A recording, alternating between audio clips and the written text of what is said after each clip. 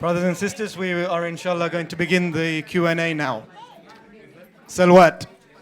Allahumma salli ala.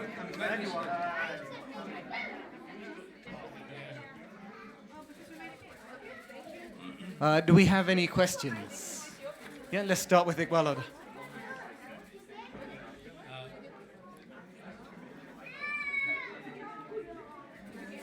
Assalamu alaikum, Sibtain bhai. Thank you very much for all the hard work you have done. I have two questions. One is, why did the Khojas, I can see why they became Ismailis, because Pir Sadruddin and then Aga Khan and then the sort of authority of the Imamat and so on. Why did they go towards the Isla Ashari faith at that time, instead of something else, or splitting as a second Aga Khani community or whatever, right? And the second question is more recent. Last 30 years is the first time that we have our own people going and studying and coming back. Studying what? Studying religion, Hausa or whatever, and coming back. Right, okay. Before that, we used to have these people from Pakistan, India, Iran, wherever. So it was more second hand rather than now you are our own. Is this having any impact on the kind of thinking in the community? Yeah. Let's start with the first question. Before I answer both, I would like to give a preamble that this particular research is just giving you an exploratory overview of what I have found. It still needs cross-checking and all that. So some of the material that I see is from the archives, but I need to cross-check it. So please bear that in mind, okay? Now, as far as your first question is concerned, I mean, as I have understood it, do you mean to say that why you can understand why Khoja Shia Ismaili setup, if you can put it this way, is there, and I can understand that. That's what you're saying. But how come that Khoja Shia Ismaili is split up? Why did they go to the Ishnashri? Okay, right. It's a very, this is a very important question. I mean, to be very frank with you, we who are taking interest in how the Khoja Shia Ishnashri emerged from the Khoja community, we find that there are so many voids everywhere, and we are trying to connect the dots. But what is interesting that is coming out is that when you examine our own community resources, people who have identified that the Khoja community was not Ismaili, it was Ishnashri from the beginning, all right?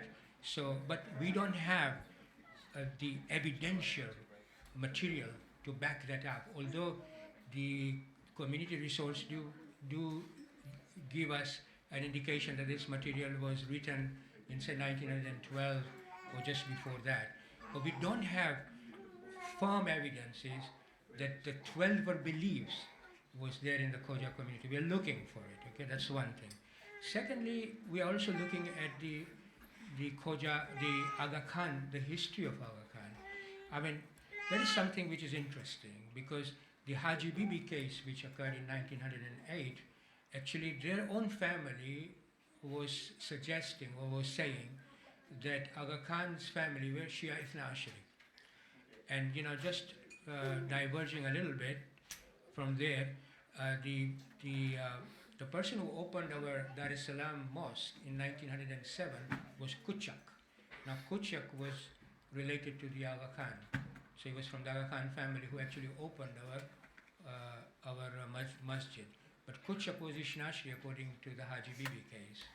So there is this whole case there which actually suggests to us that how come that within that family there were families saying that Aga Khan family was Shia Ithna Ashari, that he attended the Shia Ithna Ashari function, that he attended the 27th Amal, 23rd Amal, like that. So these are the things that we still need to investigate. The third thing I would say that how come that we sort of parted towards Shia Ithna Ashari is because there has always been a connection between the Khoja community and Najaf. Always. Some of these Khojas were buried in Najaf. So even that time, you could see prior to Aga Khan. So you know, we have that evidence is there, that there was this connection between the Shia community in Najaf and Karbala and the Khoja community in India. So when, for example, the delegations used to go to Najaf to visit the shrines, they used to attend with the ulamas. So that's how they sort of came to know, well, this is Shia Ithna Ashari, the tenets are Shia Ithna Ashari. When the ulamas, they came to know that, you know, that the understanding is lacking, that's when they started to send Muballighin. And the first one who was sent was Mullah Qadir Hussain Karbala in 1872, and he started to teach those who were interested in Khoja Shia Ithna Ashari tenets, and we see the emergence of that occurring. So your question is very valid, and really we are looking for evidences that is there any notion of Shia Ithna Ashari in the Khoja community prior to Aga Khan coming or before pre-colonial time as well. But the materials that we are working with is very limited. Evidence of this Khoja community coming into contact with the Isnashri community in Awadh. In Awadh, you know, near Lucknow. Yes. Before. Not directly that I have seen. However, it's a very interesting thing to look at, because I did say that we should look at 14th, 15th century history of Shia spread in India and locate where the Khoja community was and whether there was any influences from the wider aspect of the Shia spread that was occurring in India. So we're searching, but I don't know where we will end up. You know, you have to be objective about these things. Yeah. The second question is that how come that in the last 30 years we have seen our community members actually going out to study religion? I think that's you are asking a rationale or reason for it. I think it's evolutionary, that we are more understanding of our faith. We are now more understanding of the fact that we can also, with confidence, go out and study Islam. That Islam doesn't have to be limited or should only come from Najaf or Qum. I think it should come everywhere, from everywhere where there is scholarship, including in the West. And when Marhumullah Sahib spoke to Ayatollah Khoy and lamented the fact that during Saddam's time, that look at the state of the Hawza of Najaf, how dilapidated it has become. The words of Ayatollah Khoy are very interesting. He said, don't cry over Najaf. Don't cry over Najaf. What you should be doing is build houses in the West, and therefore the enlightenment should come from Europe. The houses and the knowledge should come from Europe. This is his word. This is words of a Maharaja at that time. He says, don't lament over Najaf. Najaf was good at that time, and of course it will become good. This is history. But your job is to establish houses in the West. So, awakening, the title that I have, Awakening the Spirit of Khoja Community, one of them is that we have awakened to the fact that we can also become mujtahid. That doesn't mean that we are mujtahid level at the moment. We have to study, of course. And you know, it is within the attack of everyone, within the capacity of everyone, in any community, to go for the highest studies in Islam.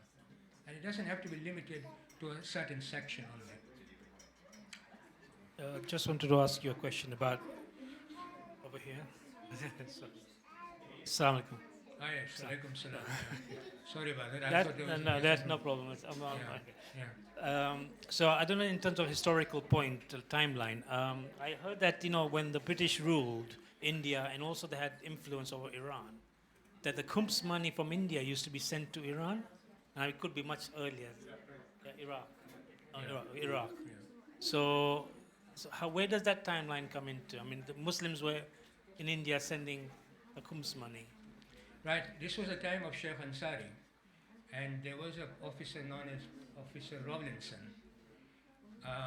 Rawlinson of the British colonial time, and it is a fact, or rather, there is a record that so much of the Khums money actually went to Iraq, and actually it established at that time, and this was at the time of Sheikh Ansari, the Euphrates River actually changed its course to allow a villages to erupt for normal living there. The Khums money was used to actually set up communities there. Not only that, but houses were then set up to actually give religious education. And this was done through the British officer Rawlinson, where, for example, this money went through the British government to the ulamas of Iraq. 1800, I don't know, but 18 something like that, yeah. Yeah, 18, because Rawlinson was at that time, yeah, 1843, yeah. He's right, yeah. Yeah.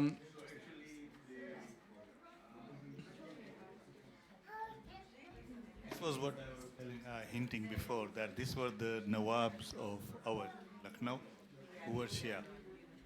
And so they started to send people to Najaf to study and come back to teach, right? Yeah. And obviously the collection of homes. Initially, this was always sent through Iranian traders. And the British thought this is too much of a problem, so they said must go to the consulate. Yeah. The consulate in Baghdad. And Akhil, it was a huge amount. You know, It was a huge small amount, huge. about 25% of the whole income of the Hausa. That's right. It Came was from coming there. from India, and India actually then made a huge contribution to the development of that system in Iran. So you will see today, places in around there, Najaf, Karbala. There is a name called Nahr al-Hindiya, the Hindi river. So they actually, they actually dug them to allow Civilization to occur there, yeah. So I was thinking, I also heard they're using the money. I need to move. Yeah, We've sorry. got a few more questions. Put your thing here then. So influencing the alims and think about what they should say. They had some sort of influence. They would not give the money, hand over money until they actually agreed to some terms. The British. Oh yeah, well, the British always would have a hand on what happens, yeah. Yeah. I've been told I'm failing as a mukhi. I'm not harsh enough. Do we have any further questions? We made a karak mukhi. Yeah, karak mukhi. Assalamu alaikum. Alaikum salam wa rahmatullah. Brother, you mentioned that your community, the Khoja Itna'ashari, they don't have country, they don't have army. I believe this is one of your powerful point because, blessing. If you have army, if you have country, you will have more enemy. They will plan against you. It will happen like Buhra in Egypt. They control the country for 500 years, and then they planned against them and destroy them completely because they have control the country in Egypt. They have army, so you are lucky. You don't have army. You don't have country. Thank you very much indeed. It's a nice point you made. Yeah, thank you. And I think I would agree with you there. Riyaz uncle. Okay, sorry. Ladies' side, you don't have any questions? No? Okay. Cooking in Mombasa, they would have contributed. Or cooking? Yeah.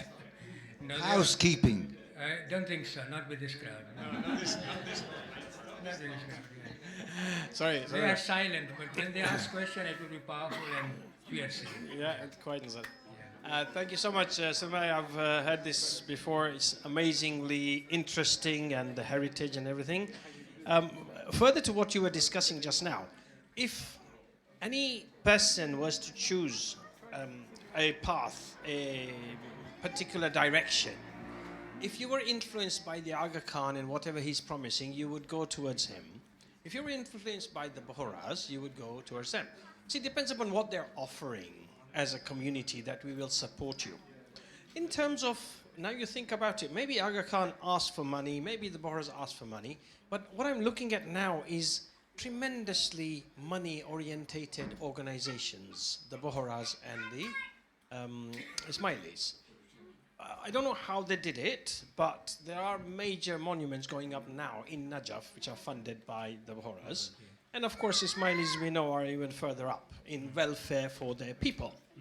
So when the Najaf influence started coming, is it not true that they were actually asking for the khums money, which is quite a sizable chunk?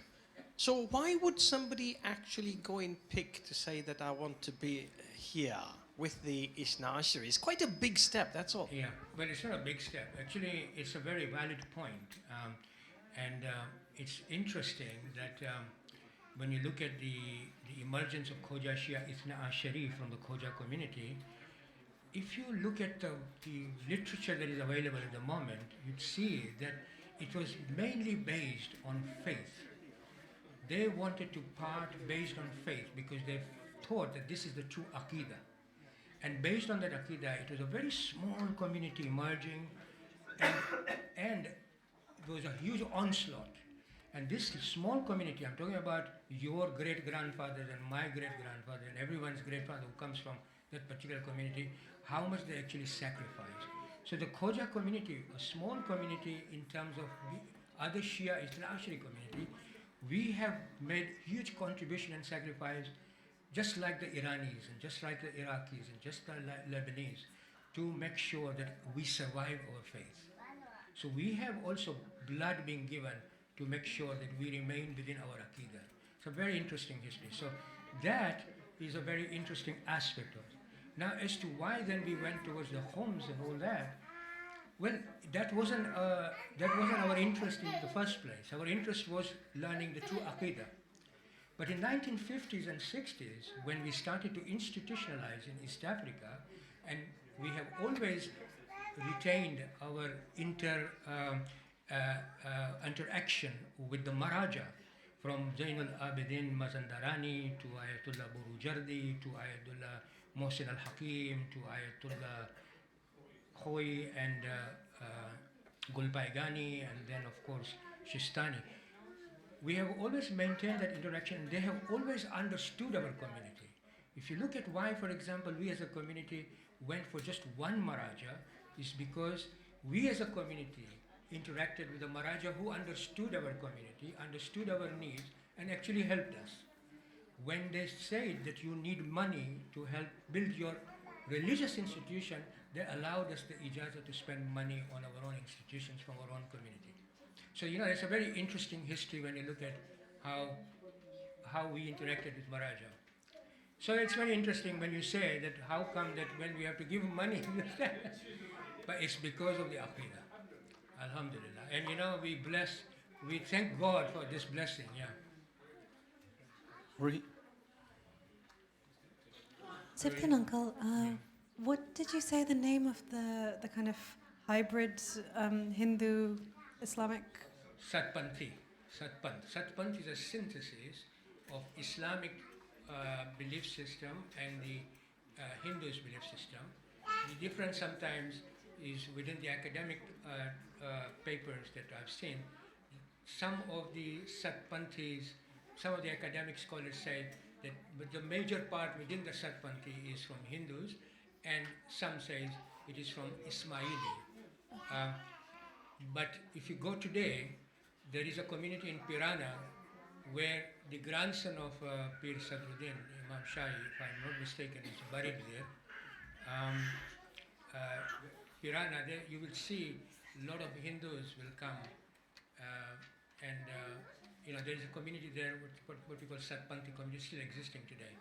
And it is to that literature now that Khoja scholars are looking at to see if they could accumulate any evidences of what the belief system of the Khoja community was like. There is, of course, as Iqbal says, one aspect of it that, according to the Judge Arnold of 1866 court case, we decided over the court, he's saying that there was always, from Pir Sadruddin onwards, there's always an Ismaili-based belief system, and Aga Khan is the head, whereas other academic scholars do not accept that. Okay. So that's Satpanthi. Now what happens is that these two beliefs, Hindu and Muslim, mixture of it became one a syncretic belief. So the Khoja community then have Satpanthi syncretic type of a belief system going on, which is a mixture of Hindu and Ismaili, yeah? And then of course Aga Khan comes and then he says, I'm your head.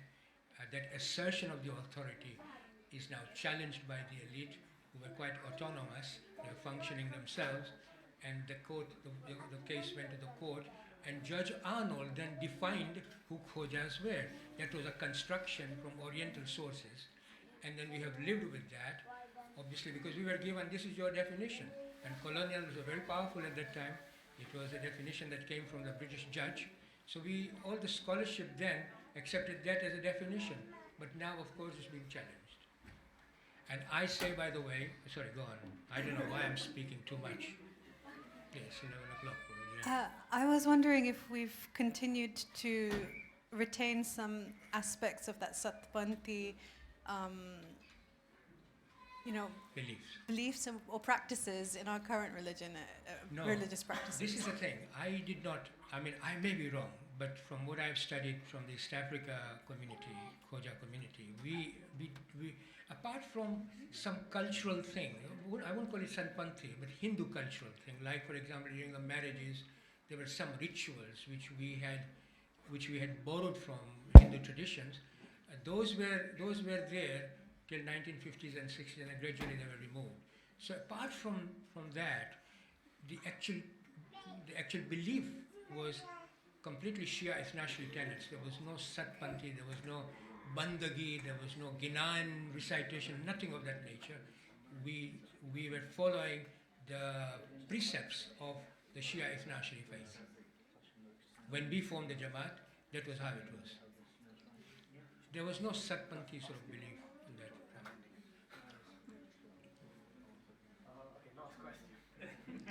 Is that it?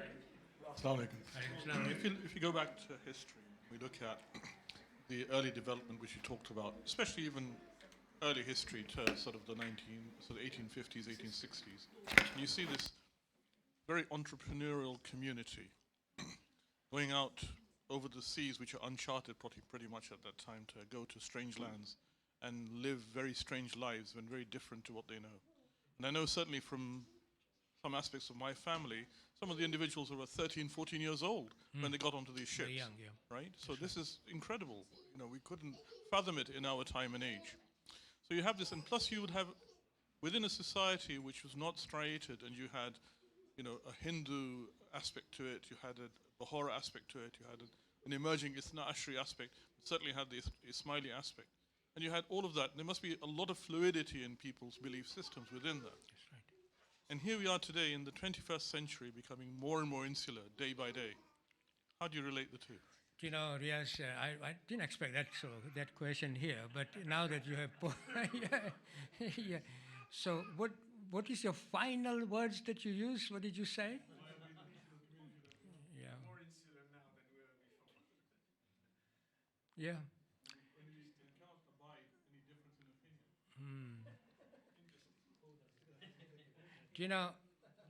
That is something which those people who are interested in that particular aspect of our history are trying to find as to how come that there was this fluidity, plurality, understanding, acceptance, and then suddenly the narrowing down, the building of the walls, and insularity.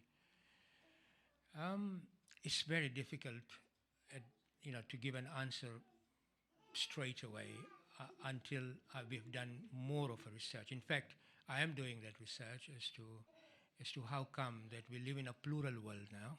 We cross boundaries now, ethical, religious, legal, all sorts of boundaries, and we have to be much more universal in our approach. Now, when you look at the constitution, about 100 Jamaat's constitution, when you study them, if you look at the value system which are ingrained in the constitution, they are very universal. We all believe in justice.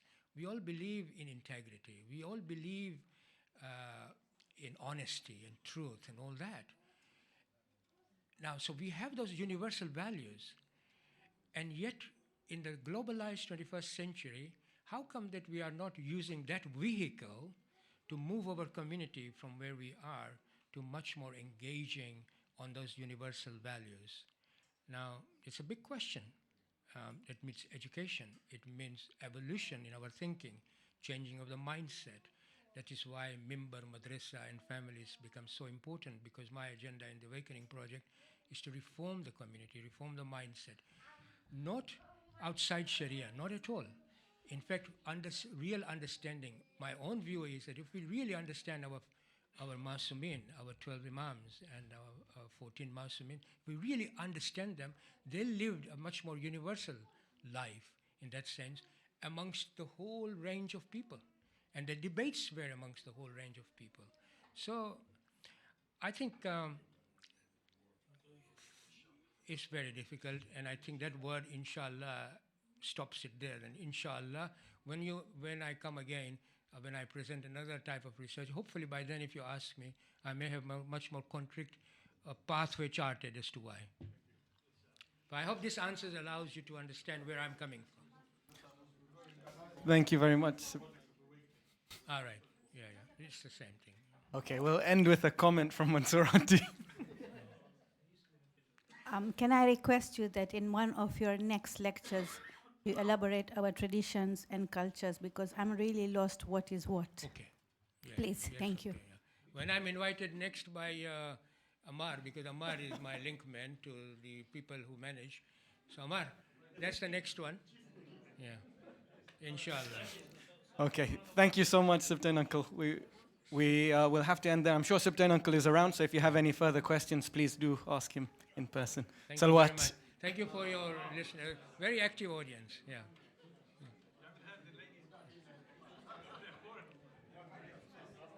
Yeah. In the Constitution, there's no word of inclusion. No. There's no word of inclusion. No, there isn't. While our faith teaches us to be inclusive to everything. Yes. It's missing. Yes. But this now, it's an evolution now, isn't it? We have to now change them. It's only 166 years. It's a small community. We still have to learn a lot.